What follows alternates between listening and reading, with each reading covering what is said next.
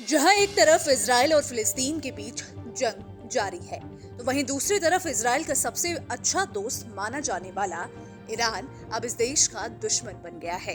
Iran और Israel के बीच जंग की आशंका बनी हुई है।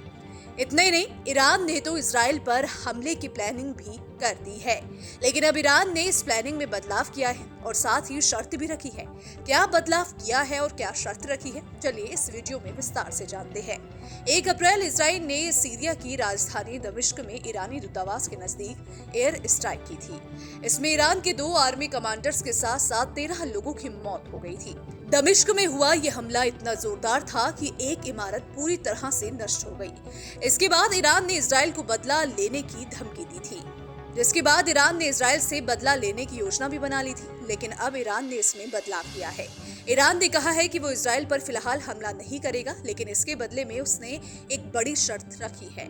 अमेरिका को भेजे एक संदेश में तेहरान ने कहा कि अगर गाजा में युद्ध विराम होता है तो वो अपने कमांडर की मौत के जवाब में इजराइल पर हमला नहीं करेगा।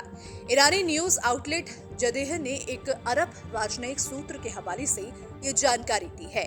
ईरानी न्यूज के मुताबिक अज्ञात सूत्र ने 2 दिन पहले जदेह न्यूज से बातचीत के दौरान कहा था कि अगर अमेरिका स्थिति पर काबू पाने में सफल होता है तो ये बाइडेन प्रशासन के लिए एक बहुत बड़ी सफलता होगी और हम उस पर आगे बढ़ सकते हैं। ये रिपोर्ट ऐसे समय में आई है जब मिस्र की राजधानी काहिरा में इजराइल और हमास के बीच युद्ध विराम और बंधकों की रिहाई को संभव बनाने के लिए बातचीत फिर से शुरू हो रही है।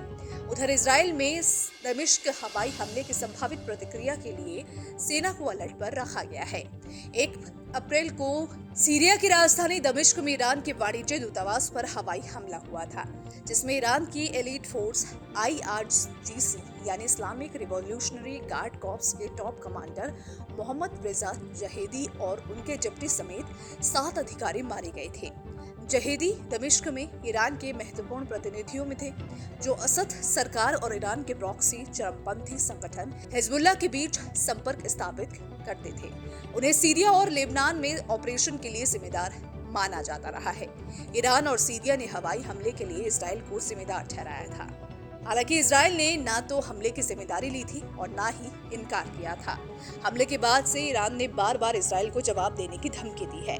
ईरान ने कहा था कि इसका बदला इजराइल से जरूर लिया जाएगा और ये हम तय करेंगे।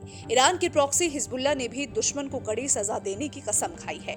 अमेरिकी मीडिया में कहा गया कि अमेरिकी और इजरायली खुफिया एजेंसियों का मानना है कि ईरान क्रूज मिसाइलों और कामिकेज ड्रोन से सीधे इजराइल को निशाना बना सकता है। रिपोर्ट के मुताबिक रमजान महीने के आखिर तक ईरान की प्रतिक्रिया आ सकती है। तो फिलहाल इस खबर में इतना ही। अगर आपको हमारा वीडियो पसंद आए तो वीडियो को लाइक और शेयर करना ना भूलें।